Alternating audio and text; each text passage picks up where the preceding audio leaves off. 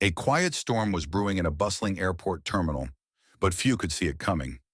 Rachel Monroe, a woman of exceptional grace and unspoken authority, stood poised in line at the service desk, her presence barely noticeable amidst the chaotic hum of travelers.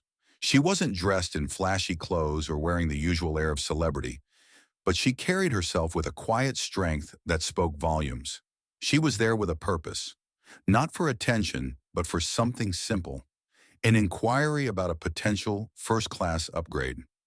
Little did the airline staff know, their mockery in response would set in motion a series of events that would change their lives in an instant. This is a story about patience, power, and the quiet fire that can burn brighter than the loudest of insults.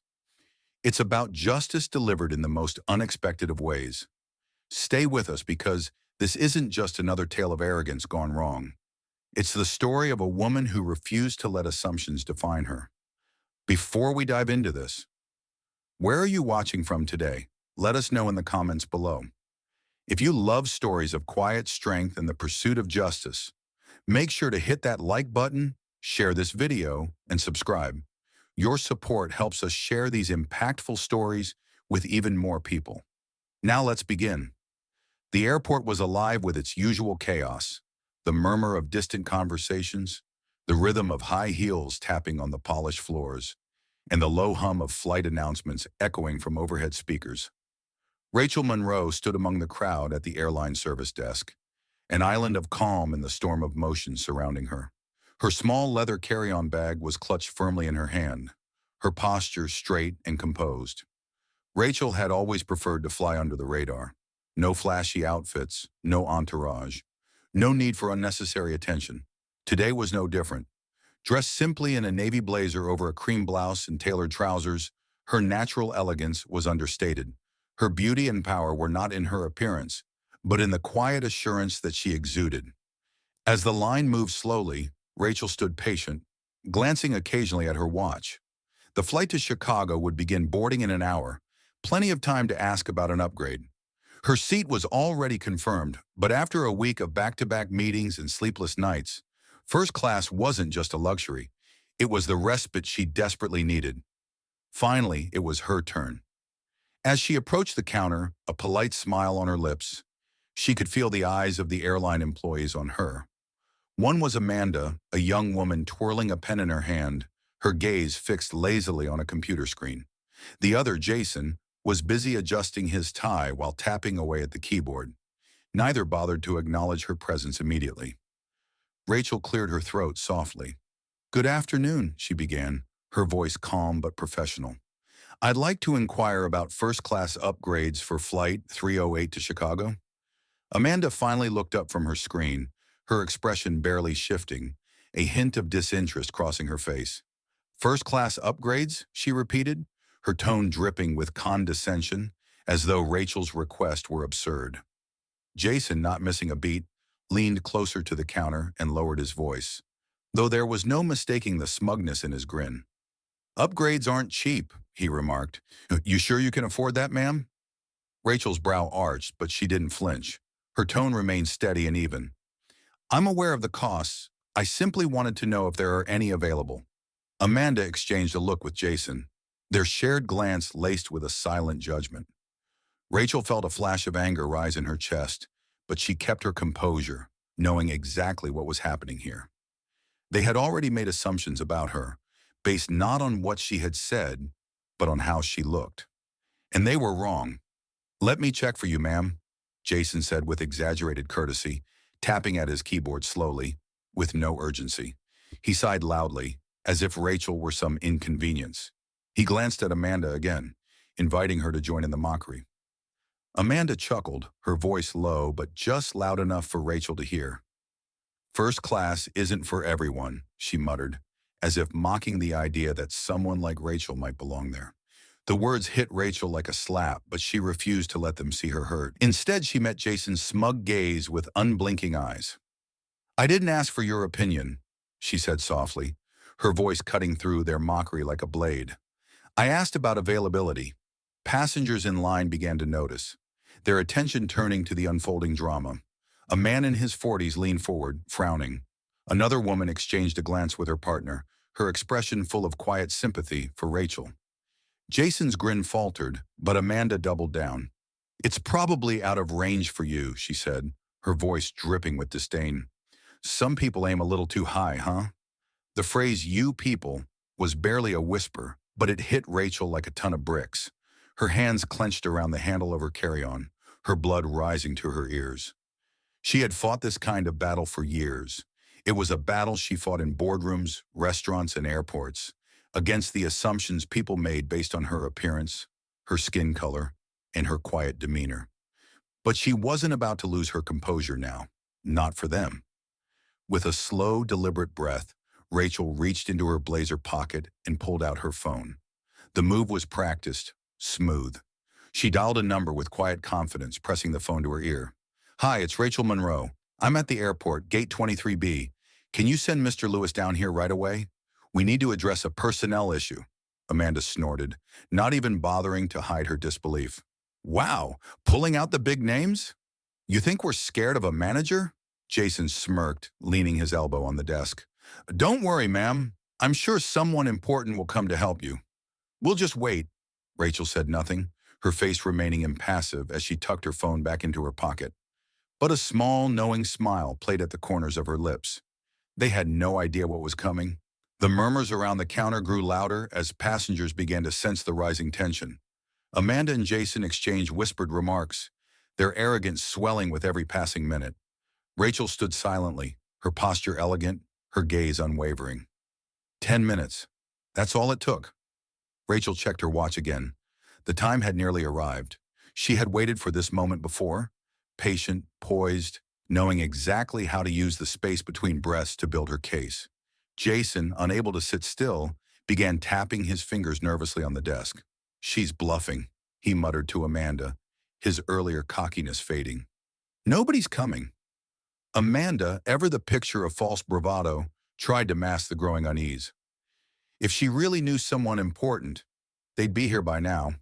But Rachel remained silent. She had already said all she needed to say, and then, in an instant, the energy in the terminal shifted. Polished black shoes clicked sharply against the floor, and heads turned in unison. A tall, imposing figure in a navy suit strode purposefully toward the counter. It was Mr. Lewis, the regional manager. His presence was commanding, his demeanor serious. He wasn't here for idle chit-chat. "Mr. Lewis?" Amanda stammered, her face draining of color as she straightened up. "What are you doing here?" He didn't answer. His eyes locked on Rachel, and with a calm, respectful tone, he addressed her directly. "Miss Monroe, I apologize for the delay. I came as quickly as I could." The silence that followed was deafening. Amanda's jaw dropped. Jason's face turned ashen. They stared at Rachel, utterly stunned, as if they were seeing her for the first time. "I'm terribly sorry for this," Mr. Lewis continued. "Please let me know how we can resolve this matter to your satisfaction." Rachel nodded, her voice smooth as silk, but edged with steel. "I'm not interested in a public spectacle, but I do expect professionalism. This," she gestured to Amanda and Jason, "is unacceptable." She turned to face the two employees. "First class isn't about appearances. It's about service, respect, and professionalism. I expected better from this airline." Mr. Lewis's eyes narrowed as he addressed Amanda and Jason. "Is this true? You mocked a paying customer and failed to provide basic courtesy?" Neither employee could answer. The weight of their silence spoke volumes. Rachel had no interest in making an example of them publicly, but she understood that moments like this, moments when accountability was demanded, needed to be witnessed. With a slow, deliberate breath, Rachel turned back to Mr. Lewis. "They can explain themselves to HR. As of now, their employment with this airline is terminated." Amanda gasped, her hands flying to her mouth. "Wait, you can't—" "I can," Mr. Lewis interrupted, his voice firm. "And she just did," Jason protested, but his words were drowned out by the murmurs of passengers in the terminal. Security personnel appeared, ready to escort the disgraced employees out of the terminal. Without a second glance, Rachel picked up her carry-on and turned back to Mr. Lewis. "Now about my upgrade?" "Of course, Miss Monroe," he replied quickly, almost apologetic. "We'll have you comfortably seated in first class immediately. As Rachel followed him to the gate, she could hear the faint applause of a few nearby passengers. It wasn't loud, but it was enough. She allowed herself a small smile. 10 minutes. That was all it took to turn the tables completely. The soft click of her heels echoed through the terminal, each step a reminder of the quiet power she had just wielded. As she moved toward the gate, the whispers and stares followed her. But none of it touched her now. She had grown used to these moments. The shock, the disbelief, the dawning realization that their assumptions had been completely wrong. And as she passed through the terminal, Rachel Monroe's quiet confidence was the only thing left in her wake. Rachel Monroe settled into the quiet of first class, her thoughts a mix of reflection and calm after the encounter at the airport. Despite the satisfaction of justice served, there was a quiet ache within her. The experience of constantly being underestimated, judged based on assumptions, wore on her. She had spent years building a successful career, earning respect, and still, moments like these, where she had to fight for basic dignity, stung deeply. The incident with Amanda and Jason wasn't new. Rachel had faced prejudice before, often in the form of assumptions based on her appearance, her demeanor, and sometimes her race. It had taken years to hone the patience and strength needed to stand her ground in these situations, but that didn't make it any easier. As she watched the world outside her window pass by, she reminded herself that she was not the sum of others' assumptions. The flight attendant, unlike the mocking staff members in the terminal, was professional and kind. It was a small difference, but it was one Rachel appreciated. The contrast between the mockery she faced earlier and the respect she received now highlighted the disconnect that often existed between the service industry and the passengers they were meant to serve. Her life was a balancing act between playing the game of appearances and demanding the respect that came with her position, whether they acknowledged it or not. As the plane took off, Rachel couldn't help but feel a sense of melancholy. Her father's words echoed in her mind. When you're climbing, people will throw stones at you. Keep moving, or you'll fall under their weight. Those words had always been her guide, but every time she had to climb again, it seemed like the stones came with greater force. Though the world outside the window grew more distant with each passing moment, Rachel knew that the battles she fought were not just her own. Every time she faced down disrespect, she was making a stand for everyone who had ever been underestimated, disrespected, or treated unfairly. And while her journey might be filled with more stones along the way, she had learned one thing above all: the higher she climbed, the stronger she became. Rachel Monroe sat in her seat, surrounded by the luxury of first class, yet her thoughts remained with the confrontation that had taken place earlier. As the flight attendant approached once more, she offered Rachel the choice between chicken and the vegetarian option for the meal. Rachel selected the vegetarian option, her voice calm and composed as it always was. The attendant, like the others on the plane, treated her with the professionalism and respect she had expected from the start. No assumptions, no mockery. As the meal was served, Rachel's mind wandered back to Amanda and Jason, whose mockery had stung earlier, but whose downfall had been swift and undeniable. They had been a reminder of the prejudices people often carried, and Rachel couldn't help but wonder why such assumptions were so deeply ingrained. Were they self-aware enough to regret their actions, or were they already blaming her for the consequences? The thought lingered, but Rachel pushed it aside. Actions had consequences, and she had already taken the necessary steps to ensure they knew it. The quiet atmosphere of the flight contrasted sharply with the chaos she left behind, offering her a moment of peace. As she finished her meal and returned her attention to the window, she reflected on how different the experience was for the man sitting a few rows ahead. He laughed with a fellow passenger, completely at ease, without a care in the world. Rachel envied his ability to exist without scrutiny. For him, first class was simply a matter of convenience. For her, it was a statement, a way of asserting her right to belong in spaces others thought she didn't. The earlier words from Jason still echoed in her mind. First class isn't for everyone.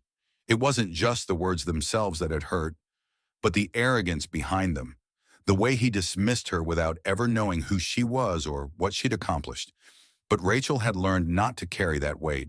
She would rise above it, just as she always had. The quiet hum of the plane continued, and Rachel's thoughts shifted to her father, who had taught her the power of grace and strength. He had told her she would face challenges that others wouldn't, not because she wasn't deserving, but because the world hadn't yet learned to see her worth. It was a lesson she carried with her every day, and today, as she sat in the calm of the sky, she felt the weight of that truth. Her phone buzzed with a message from her assistant. Regional HR has received several positive comments about you from passengers who saw what happened. Grace under pressure, they said. You made an impression. A small, steady smile curved Rachel's lips as she thought of the passengers who had witnessed the scene, the ones who had offered quiet support. Perhaps, she thought, some of them had seen something in her that was worth admiring.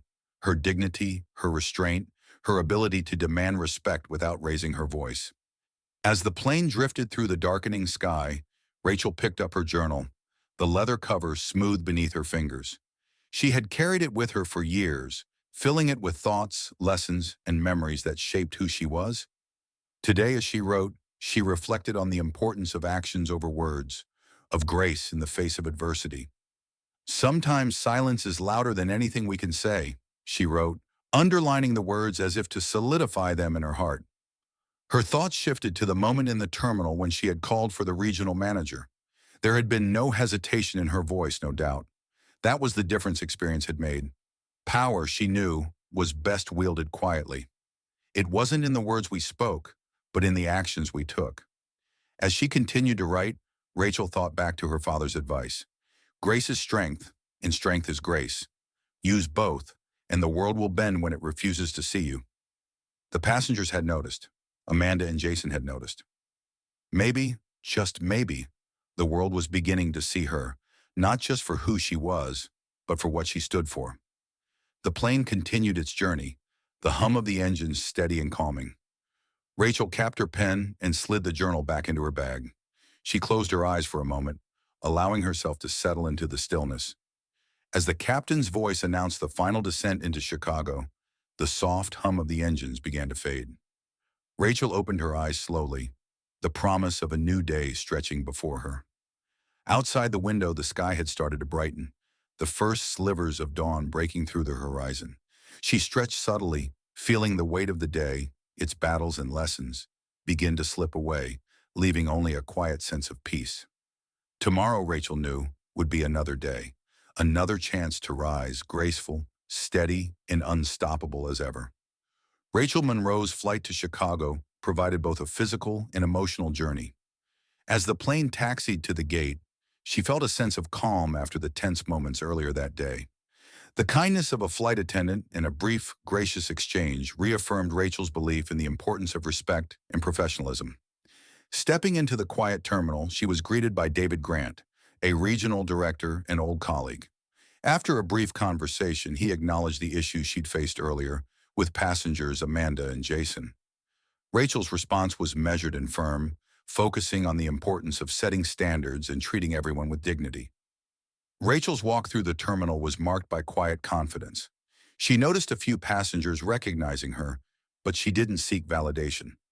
As she passed a young girl with her grandmother, Rachel shared a brief, understanding smile. In that moment, she realized that her actions, even those unspoken, had a ripple effect beyond what she could see. Her strength was about leading by example, showing others what dignity, resilience, and justice looked like. Outside, the first light of dawn bathed the airport in a golden hue. Rachel felt the weight of the past day lift as she focused on the future. A message from her assistant confirmed a board meeting, and Rachel responded with purpose, ready for the next challenge. The peaceful morning settled over her as she climbed into a car, reflecting on her progress. Another chance to rise, graceful, steady, and unstoppable as ever. Rachel Monroe's flight to Chicago provided both a physical and emotional journey. As the plane taxied to the gate, she felt a sense of calm after the tense moments earlier that day. The kindness of a flight attendant and a brief, gracious exchange reaffirmed Rachel's belief in the importance of respect and professionalism. Stepping into the quiet terminal, she was greeted by David Grant, a regional director and old colleague. After a brief conversation, he acknowledged the issues she'd faced earlier with passengers Amanda and Jason. Rachel's response was measured and firm, focusing on the importance of setting standards and treating everyone with dignity. Rachel's walk through the terminal was marked by quiet confidence. She noticed a few passengers recognizing her, but she didn't seek validation. As she passed a young girl with her grandmother, Rachel shared a brief, understanding smile. In that moment, she realized that her actions, even those unspoken, had a ripple effect beyond what she could see. Her strength was about leading by example, showing others what dignity, resilience, and justice looked like. Outside, the first light of dawn bathed the airport in a golden hue. Rachel felt the weight of the past day lift as she focused on the future. A message from her assistant confirmed a board meeting, and Rachel responded with purpose, ready for the next challenge. The peaceful morning settled over her as she climbed into a car, reflecting on her progress. The conflict at the airport had ended, but its lessons lingered. On the way to her meeting, Rachel received an unexpected call from Amanda, one of the passengers who had previously mocked her. Amanda apologized for her behavior, expressing regret for judging Rachel. Rachel, calm yet firm, acknowledged the apology and urged Amanda to follow through with meaningful change. She reminded Amanda that actions, not words, would prove her sincerity. The conversation, though brief, signaled growth in Amanda, and Rachel found hope in the possibility of transformation. Arriving at the office building, Rachel's mind shifted back to the present. The contrast between the tense airport scene and the calm professionalism of the office was striking. Inside, the board members were already waiting, and Rachel entered the room with poise and authority. As the meeting began, she left behind the shadows of doubt, focusing on the task at hand. Later that evening, Rachel sat in her hotel room, reflecting on the day's events. Amanda's call echoed in her mind, a reminder of the power of responding with grace and resilience. As Rachel wrote in her father's journal, she noted that the ripples we create can turn into waves, unseen but impactful. Tomorrow, she knew, would bring new challenges, but she would face them with the same strength, wisdom, and unwavering belief that respect is earned, never given. The day's lessons were clear. Never judge someone by their appearance, and always stand firm in the face of adversity. Rachel Monroe was ready for whatever came next.